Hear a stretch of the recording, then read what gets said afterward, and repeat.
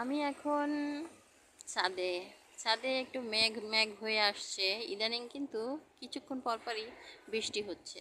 তো গাছে যেটা দেব, গাছের খাবার, আমার সামনে দেখো দুটো জিনিস আছে।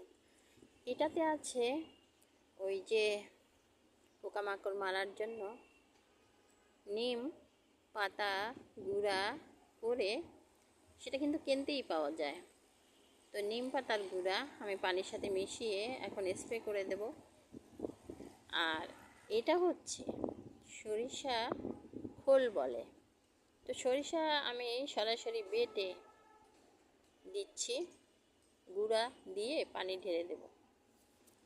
তো এখন আমি নিম পাতাটাই আগে দেব, কারণ এই যে গাছে, লাউ গাছে পোকা ধরে, তাই আমি নিম খোলটা, নিম পাতা গুঁড়া দিচ্ছি,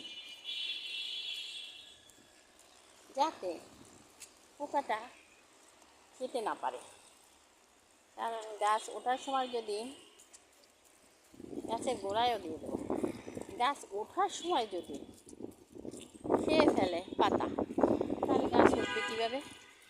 সেই জন্য আমি নিম পাতার রস দিয়ে দিলাম, যাতে গাছটা উঠতে পারে।